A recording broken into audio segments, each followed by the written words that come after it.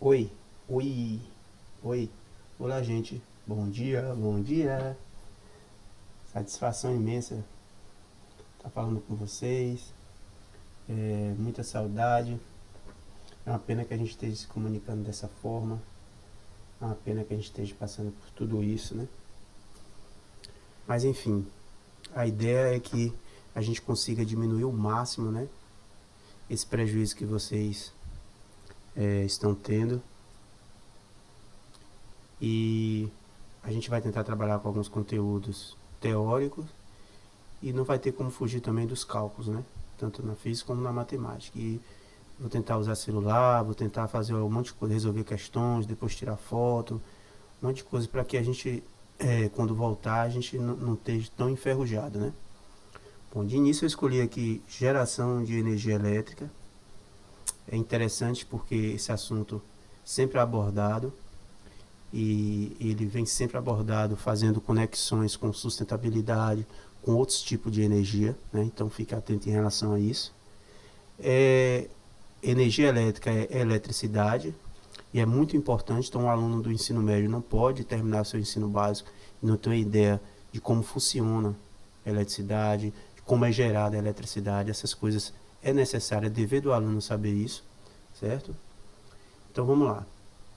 Primeiro, para a gente começar a falar de eletricidade, a gente tem que entender que energia é um termo, né, que você não vai conseguir uma definição. Você não vai conseguir definir o que é energia, ou um conceito para energia.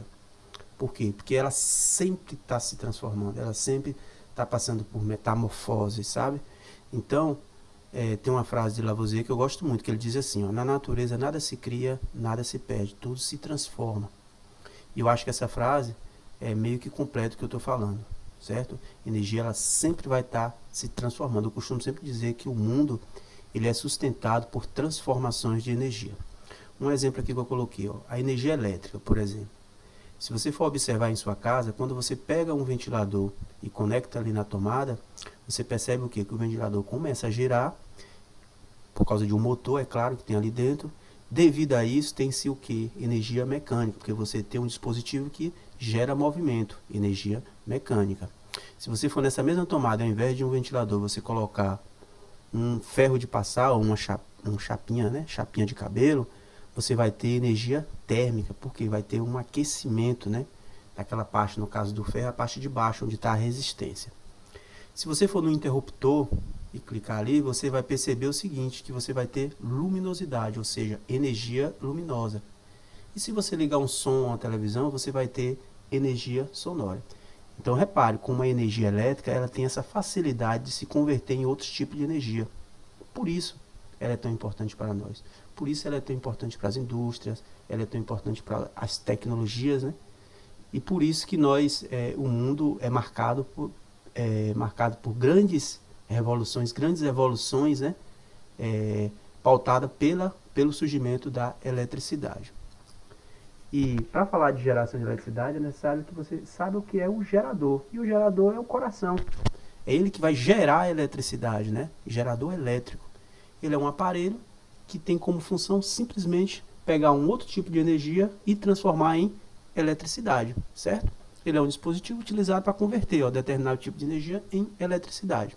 Existem vários tipos de geradores, por exemplo, geradores mecânicos, e aí esses geradores são os mais, não é que sejam os mais comuns, mas que são mais utilizados quando se deseja ter uma quantidade de energia elétrica maior, quando a gente está falando de grandes cargas elétricas, aí você vai precisar de geradores mecânicos. Por exemplo, um carro tem alternadores, que é um tipo de gerador mecânico que vai gerar eletricidade ali para o carro. Outro exemplo de gerador é você quando tem festa, sabe? Às vezes, próximo do palanque, você vê lá uma caixa imensa com um barulho de motor. Aquilo é um gerador, ele está totalmente vedado, questão de segurança, mas é um gerador que está gerando energia para suprir a necessidade, na maioria das vezes, de toda aquela festa, do palco e da festa. Existem também geradores químicos, esses são compostos por substâncias químicas, né? Que a reação desses elementos, dessa substância química, gera eletricidade. A pilha é um exemplo, a bateria é um exemplo de geradores químicos. E geradores solares, que na verdade fogem um pouco do formato do mecânico. Eles são placas, chamadas placas fotovoltaicas. Essas placas, ao receber ao receberem raios solares, elas geram eletricidade. O processo é bem simples. Você vai precisar da matéria-prima, que é alguma coisa que vai gerar um tipo de energia, e esse tipo de energia o gerador vai converter em eletricidade, entendeu? Basicamente é isso. Então o que nós vamos estudar aqui é esse processo da matéria-prima para o gerador e a própria matéria-prima, como é que se consegue essa matéria-prima, como é que está sendo utilizada essa matéria-prima. Bom, aqui eu tenho uma foto de um gerador. Como eu disse, ó, ele é um dispositivo, né? E nesse caso aqui ele tem um eixo, ó. Esse eixo é o que vai fazer com que tenhamos movimento, tenha a energia mecânica. Então, alguma coisa vai ter que fazer esse eixo girar desse lado. Quando esse eixo girar, você vai ter aqui dentro um campo magnético, né? Que dentro interno existe um campo, vai se gerar um campo magnético, e esse campo magnético, consequentemente, gerará eletricidade, vai fazer com que essa lâmpada acenda. Esse campo magnético, como eu me refiro, tem um exemplo aqui, ó. Entendeu? Entendendo que esse eixo está passando aqui por dentro. Isso aqui são bobinas, ó. Bobinas são fios, né? Condutores de cobre. São esses condutores, quando estão interligados dessa forma, enrolados desse jeito, eles geram um campo magnético. E esse campo magnético, devido à energia mecânica, vai gerar eletricidade, ok? A matéria-prima a qual eu me referi para fazer com que um gerador, né, desenvolva o trabalho dele, você tem algumas, né? Tem, por exemplo, a água. A água, ela é a matéria-prima principal para fazer aquele gerador funcionar nas hidrelétricas, né? Combustível é usado, por exemplo, como eu disse, no carro, no alternador, e naqueles geradores que eu me referi, no caso de festa, você usa combustível, gasolina, diesel, e usa também combustível em termoelétricas, né? Que a gente vai ver mais adiante. Outra matéria-prima que é usada para se criar eletricidade é o vento. Onde? Na energia eólica, né? A gente vai ver também mais adiante. E os materiais radioativos, que são usados nas usinas nucleares, que também vai gerar eletricidade, mas através, no caso do vapor. Então, se você for analisar aqui, ó, o combustível, né? E o material radioativo, no caso, eles vão trabalhar, no caso do material radioativo vai gerar vapor. No caso do combustível, existem formas diferentes. Por exemplo, como eu disse, os que eu usei agora, ele vai usar simplesmente o combustível para converter, através de um motor para converter energia elétrica. No caso de termoelétrica, você usa também o vapor, mas a gente vai ver mais adiante. Os raios solares, no caso das fotovoltaicas, né? Os geradores solares, e os elementos químicos, no caso das pilhas, né? São utilizados. Bom, sustentabilidade é um tema que já, assim, a maioria das questões, né, muitas questões são relacionadas à sustentabilidade com geração de energia elétrica. Por quê? Porque a ideia é buscar-se uma forma de se conseguir eletricidade de forma sustentável, de forma que não agrida tanto o meio ambiente. Porque a sustentabilidade nada mais é do que você conservar, né? Você cuidar dos recursos naturais, pensando em gerações futuras. É uma preocupação a curto e longo prazo, né? É você não ser tão egoísta, né? Você pensar um pouco em você e pensar que outras pessoas vão precisar também desse bem que você está utilizando, né? É um tema bem discutido no mundo e eu acredito que vocês já ouviram, que vocês sabem definir direitinho o que quer dizer. Então vamos lá. Bom, usina hidrelétrica. Nesse caso, como eu já disse anteriormente, aqui a matéria-prima é a água, né? Hidro aqui, ó, água, certo? Então a matéria-prima é a água. Só que é interessante quando a gente fala de usina hidrelétrica, a nível de vestibular, de Enem, é você entender esse processo aqui, ó, das convenções de energia, né? Então, a princípio, você tem na represa, né, a energia potencial gravitacional, é aquela energia que pode ser armazenada, e aí em seguida você vai ter energia cinética, consequentemente a mecânica, aí você já chega no gerador, cria o campo eletromagnético, e em seguida a energia elétrica. Aqui tem as fórmulas que a gente vai estar trabalhando esse ano, se tudo der certo. Antes do Enem eu quero trabalhar algumas questões com isso, porque cai bastante. Fórmula de energia potencial gravitacional e de energia cinética, né? Já dá para observar, ó, energia potencial gravitacional, tem esse Hzinho aqui, ó. Esse H faz referência justamente à altura. Então vocês vão perceber que em uma hidrelétrica a represa está em um nível mais alto do que onde está o gerador, certo? E a cinética está relacionada com o movimento, está aqui a velocidade, ó. Você não consegue ter energia cinética sem movimento. A energia mecânica é a soma dessas duas energias. Ó. Quando você tem energia potencial gravitacional e energia cinética, você vai ter energia mecânica. Mas fique tranquilo em relação a essas formas que a gente ainda vai trabalhar elas ainda. E depois da energia mecânica, aí você tem um processo de eletromagnetismo, né? E em seguida a conversão para energia elétrica. Aqui está o esquema de funcionamento de uma hidrelétrica. Está aqui ó, o reservatório. Então, aqui os dutos por onde a água vai escorrer. Aqui as turbinas do gerador interligadas com o eixo, aquele eixo que eu me referi. Aqui dentro está o núcleo, onde está onde vai se criar o campo elétrico. E a saída aqui que já é em forma de energia elétrica. Então fiquem atentos, por quê? Porque já vi muitas questões que vêm da seguinte forma, eles me enumerando cada etapa cada uma dessas etapas, e aí pede para você indicar em quais indicar as etapas de acordo com as energias utilizadas, entendeu? Então, por exemplo, no primeiro caso aqui você tem energia potencial gravitacional, certo? Quando você abre aqui a comporta, ó, aí passa a ter energia cinética, você passa a ter movimento. Quando ela está fechada aqui, ó, ela está armazenada a um nível alto, né, uma altura H aqui, e aí quando você abre, essa água passa a se movimentar, passa a ter velocidade. Com isso você tem energia cinética. Essa água ao se chocar com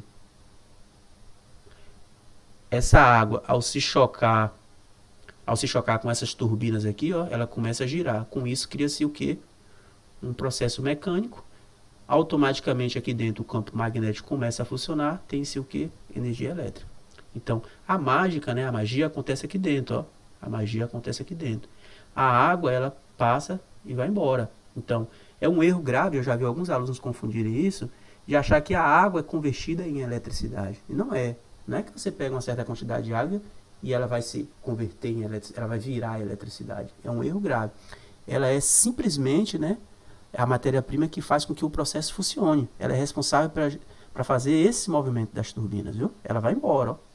E é necessário que tenha uma quantidade, uma corrente de água aqui contínua, porque se você para, você deixa de ter eletricidade, porque as turbinas deixam de girar, logo o campo magnético deixa de existir e energia também não existe, ok?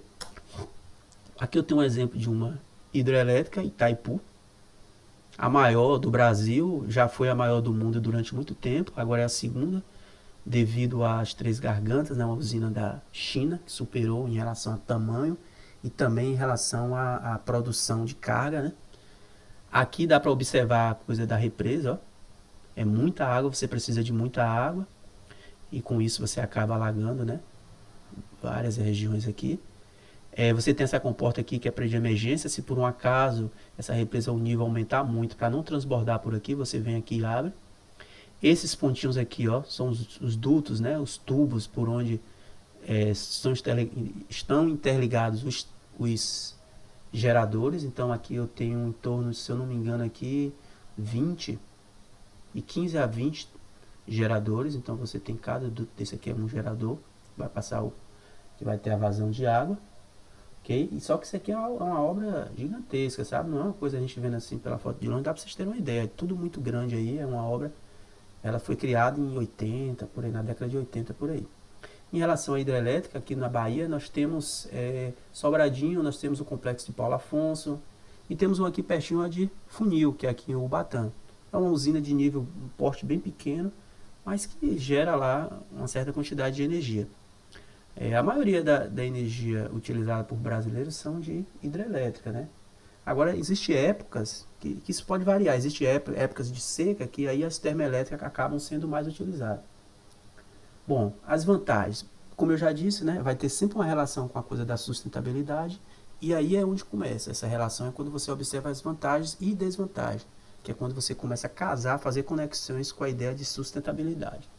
Certo? Bom, as vantagens. O primeiro é aquilo que eu já falei, usa fontes renováveis, no caso da água, né? É um bem que não vai acabar, que dura, né? Há milhões de anos já existe o ciclo da água, essa água ela desce em forma de líquido, evapora e fica fazendo isso já há algum tempo, então a água não vai acabar. E é 0800, não existe custo, né? Outra coisa interessante, não polui o ambiente, ou seja, se você for analisar ó, aqui atrás, não existe, tá vendo, queima de combustível, não existe nenhuma fumacinha por aqui, ó. Aquela água, de acordo com o que eu mostrei aqui, ó, ela passa aqui pelas turbinas, né, as hélices, e vai embora. Então não existe nenhum derramamento aqui de produto químico ou de produto poluente, não existe. Então não, uma vantagem é essa, você não polui o ar, você não polui a água, consequentemente também não polui o solo ao redor, ok? Proporciona, uma outra vantagem, proporciona desenvolvimento no local, ou seja, quando você constrói uma hidrelétrica, você acaba despertando ali, né? Você acaba tendo turismo, passa a existir turismo, desenvolvimento do comércio aumenta, você passa a ter mais empregos, você passa a ter até uma área de lazer, porque você passa a ter uma quantidade de água numa represa muito grande. Enfim, só que essa coisa esse desenvolvimento é relativo, porque existem pessoas, por exemplo, que é contra, que prefere a coisa comum, né? Coisa pacata, coisa mais simples. Existem outros que são a favor do desenvolvimento, né? Da chegada do capitalismo forte. Uma outra vantagem é o custo da produção é baixo, ou seja, a energia elétrica produzida em uma hidrelétrica é baixo. Por isso que quando nossa energia que a gente está recebendo é gerada por eletricidade, geralmente o custo é menor, a gente vai pagar um valor menor. Quando ela é gerada através de termoelétrica, já é um custo bem maior, viu? Não se preocupe que a gente vai falar de termoelétrica, vocês vão descobrir por que isso acaba tendo um custo maior do que as hidrelétricas. Então, o custo da produção, não confunda com construção, porque, ó, construção aqui, ó, o custo da instalação, né, de fazer uma hidrelétrica é uma das desvantagens, é alto. Para você fazer uma hidrelétrica, você vai gastar bastante. E para desativar também, então é uma desvantagem. Outra desvantagem é a expropriações de comunidades, ou seja, você acaba tendo que expulsar, né, a população ribeirinha. As pessoas que moram próximo dos rios acabam tendo que sair. Por quê? Porque acabam tendo que alagar uma região muito grande. Então essas pessoas meio que obrigadas a sair, a abandonar suas residências, seus lares. Outra desvantagem é o espaço territorial. Você precisa de muito espaço. Né? Você precisa de muito espaço porque você precisa de uma represa grande. Quanto maior for a sua represa, maior vai ser a sua capacidade de produção de energia, que você vai ter mais água. E a produção de energia vai depender da água, da quantidade de água. Por quê? Porque você vai ter que ter um escoamento de água ali, ó, constante. Entendeu? Então, por isso que alguns países da Europa, eles não utilizam hidrelétrica. Se você for procurar na Europa, poucos países têm hidrelétrica, justamente por isso, porque espaço territorial não é algo que tem assim muito, né, na Europa. Os países não têm muito espaço territorial, porque as populações estão aumentando e o espaço territorial é pequeno. Fora da Europa, você tem o Japão, por exemplo, que é pequenininho, e lá você não vai encontrar hidrelétrica. Lá você vai ter que ter outra forma de gerar eletricidade, que a gente vai discutir mais adiante. Bom, por causa desse espaço territorial, você acaba tendo que desmatar, né? Você acaba tendo que derrubar árvore, destruir fauna, destruir flora. Então você acaba mexendo no ecossistema. Você acaba mexendo no equilíbrio do ecossistema. E devido também à inundação, você acaba também mexendo na vida aquática. Então, micro-organismos, animais, vários elementos da natureza acabam sendo agredidos, acabam sendo, de uma certa forma, prejudicados com isso, ok? Bom, era isso, eu queria fazer uma coisa bem rápida mesmo, vai ter mais, espero que vocês gostem, foi uma aula assim no sentido de passar mais informação, eu ainda sou bem leigo nessa coisa de tecnologia, mas eu vou tentar, como eu disse, em relação aos cálculos, a gente vai tentar fazer uma coisa que vocês consigam entender. Vai ter continuidade, a gente precisa ainda falar de energia eólica, de energia das termoelétricas, da solar, a gente vai falar ainda da nuclear, então tem um monte de coisinhas que vai ser dito pouco a pouco assim, para não ficar uma coisa cansativa. Detalhe, essas aulas não tem ainda não foi definida ainda pela direção e a coordenação, se será nota, se a gente vai poder avaliar através, se a gente vai poder fazer avaliações online, mas desde já eu já digo que pode ser bônus, e eu posso cobrar de vocês mais adiante, entendeu? Então fique atento, acompanhe, façam a parte de vocês e deixe que Deus cuide do resto. Um abraço apertado e um suspiro dobrado. Até mais, viu? Foi um prazer a gente se ver.